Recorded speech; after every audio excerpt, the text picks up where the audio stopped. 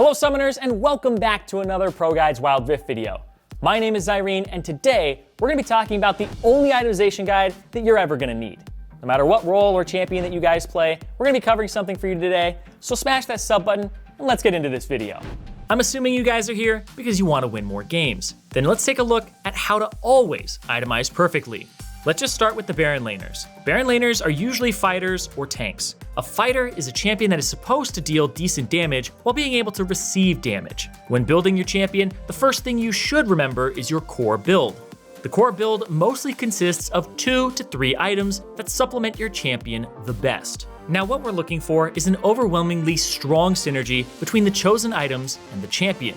For fighters, the item Trinity Force usually takes priority. Trinity Force is an item that provides the fighter with most of the stats that they desire. Health and damage create the very core of the fighter's items. Now we need to look for synergy. On top of its passive stats, Trinity Force also provides a unique passive called Spellblade. After using a spell, your next auto attack will deal 200% bonus damage based on your base AD. Steric's Gauge perfectly synergizes with this as it grants us health and 50% bonus base AD. Yet again, health and damage in perfect unison. Death's Dance completes our core build as it grants us a well-rounded balance between offensive and defensive properties. After finishing our core build, we have to take a look at situational items. These situational items are based on the enemy's champions and their strengths. Let's just imagine that we're against 4 physical damage champions and only 1 mage. Why should we consider itemizing magic resist early on? That would simply be not efficient. Also, don't forget the value of the optimal boot enchant. What do we need and why do we need it? If we're having trouble accessing the enemy team, an enchant such as the Glorious one could prove to be very useful. Whereas if the enemy is jumping onto us, the Locket becomes unbelievably OP.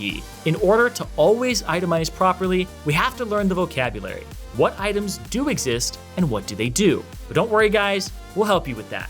Before we go further into the video, make sure to join our Wild Rift Discord in the comments below if you want to receive updates and know everything about Wild Rift. Next on the list are tanks. We've mentioned before that tanks are meant to be durable frontliners who soak damage for their teammates, keeping them safe. Basically like Kangas. Apart from just soaking damage, they can also disrupt the flow of the fight with their abilities. The core and situational build for tanks mostly consists of items that make them and their teammates more durable. Sunfire grants us the additional tankiness to live through a fight, while the Locket enchant keeps our allies safe. Since we're not dealing a lot of damage ourselves, we want to opt into items that increase our allies' damage in addition to keeping them safe.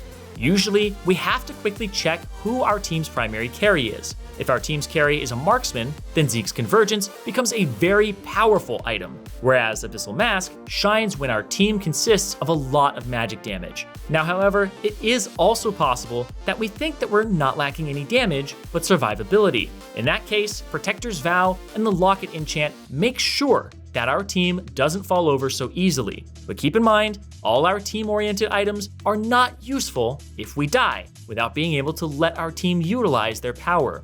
So if you happen to feel the need to add a more selfish tank item into your build, such as Randuin's Omen, don't feel too bad about it. It is sometimes exactly what you need.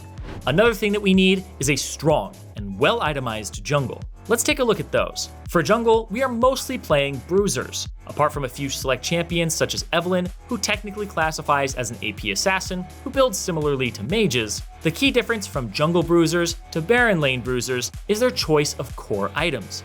In jungle, movement speed and being able to run around the map are part of the most important factors to take into account. But more important than that is the fact that we earn less gold than Baron laners. Keeping that in mind also slightly alters our core build for the jungle role. We need relatively cheap items that also grant mobility. Taking these things into consideration leads us to Youmuu's Ghostblade, which grants an immense movement speed bonus in addition to the Black Cleaver. And here's some good news for you. You don't have to solo kill people as a jungler. Most of the time, it is just enough to stick to the enemy dealing consistent damage. Aside from that, one thing is certain, we're going in. Following the idea of us being the primary engage, we need to face a lot of damage coming our way. This forces us to opt into tankier items, which ideally provide either buffs for our team or debuffs for the enemy team, as our gold income is relatively limited. Can you imagine how fantastic that feels if your purchase made the difference in a fight? Just one locket or even a mortal reminder might be enough to change an entire fight. With that said, it is time for our question of the day.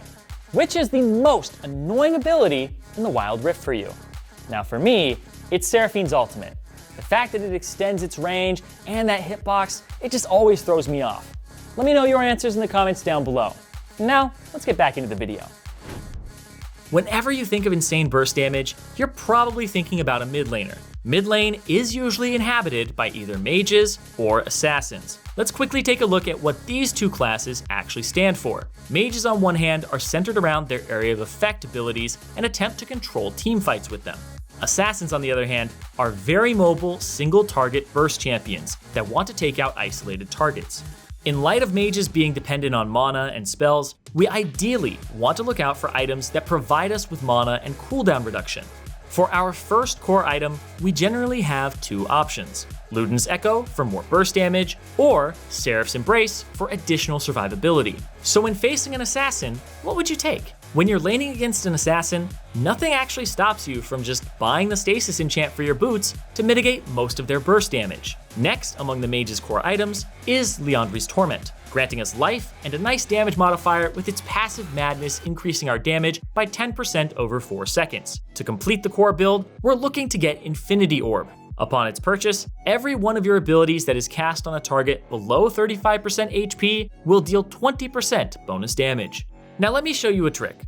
Every now and then, we have to quickly check the scoreboard and look for what we need next. By inspecting the scoreboard, we can quickly identify who is a threat and who is not. More than that, we also acquire information on what items will be most optimal. For example, when playing against a lot of tanky targets that are building magic resistance, an early Void Staff will do more for us than Rabadon's Death Cap. And on the flip side of that, when facing little to no magic resistance, a Void Staff is significantly weaker than Rabadon's Death Cap.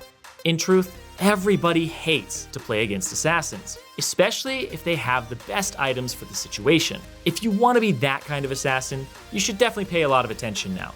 If you're nimble, scary, and deadly, that's the combination that makes for the best assassin. When building items, you want to look out for what suits your champion the best. Take a look at Zed, for example. Ideally, we want to build a Yomu's Ghostblade and a Duskblade as our core. This perfectly syncs up with the way the champion is played, quick and bursty. But here's the real question: what next? Compared to a bruiser, we are rather squishy.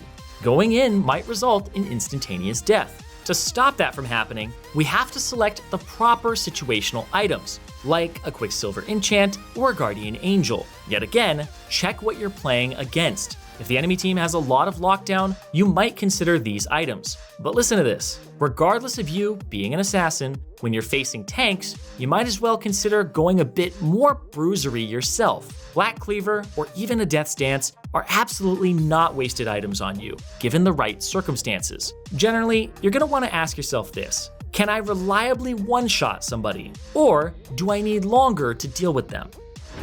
Welcome to the backbone of every team: the consistently damage-dealing marksman and the support.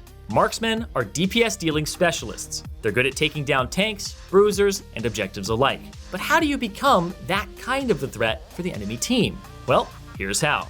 Take a look at the very core items of the marksman role. There are 4 items that all marksmen share. First, we have Infinity Edge, increasing the damage of our critical strikes that we deal. After that, we have the item Rapid Fire Cannon, which allows us to most of the time gain that additional range to get off the first hit in a fight. Gluttonous Greaves grants us some neat movement speed paired with healing. And last but not least, we have the Mortal Reminder, allowing us to brutally increase our DPS while cutting the enemy's healing. Now you might be wondering, what comes after all of that? Once more, we have to pay attention to the enemy champions and their itemization to properly respond to what they are doing. Facing a lot of assassins, Stasis Enchant and Guardian Angel rise in priority.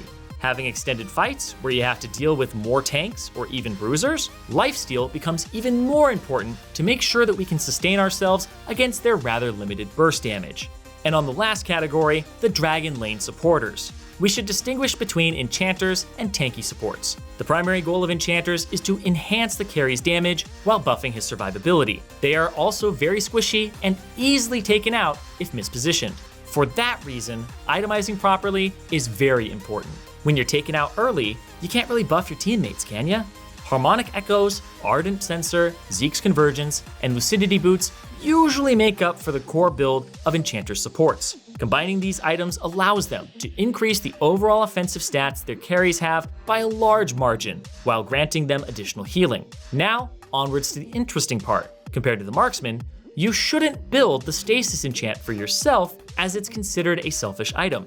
Rather, you're gonna wanna opt into a locket, unless your team already has a few, and then you're gonna build a guardian angel. Previously, we've mentioned how assassins excel at taking out weak and isolated targets with their strong single target burst. However, after they've used these abilities, they have to wait until they are back off cooldown, allowing your ADC to deal DPS as he pleases. 1 life of your 2 for the enemy's ability to influence the fight. Sounds pretty great, right? Also, don't shy away from situationally buying more selfish tank items as an enchanter support if you're facing a lot of threats that can jump you. You staying alive automatically means that your ADC has a higher chance of survival. In comparison to enchanter supports, tanky supports are way more durable and have a slightly different goal. Those tanky supports aren't really healing their allies to the level of an enchanter support, but they provide them with additional damage mitigation in the form of shielding. In addition to that shielding, they offer the ability to engage into fights, allowing their carries to follow up easily with damage. More than that, they're also able to disrupt the flow of the fight, given their crowd control capabilities on a similar or even higher scale than enchanter supports. When you're playing these supports, it's very important to find the balance between our 3 core items and our situational items. Zeke's Convergence, Protector's Vow, and Defensive Boots with a Locket enchant are the core of most tanky support builds. After that, similarly to tanks, we want to make sure that we're optimizing our build towards the strongest source of damage on the enemy team while increasing the damage of our own teammates. Trust me, you're gonna feel like the game is so much easier if you do this. Now, itemization is one of the trickier things to learn in the Wild Rift, and it can often be confusing. But following the ideas in this video is definitely gonna help you guys become a better teammate and a stronger factor in winning your games. Thank you guys so much for watching, and don't forget to hit like and subscribe, and also join our Wild Rift Discord for everything Wild Rift in the future. But most importantly, as always guys, I hope that you stay hydrated, and I'll see you in the next one.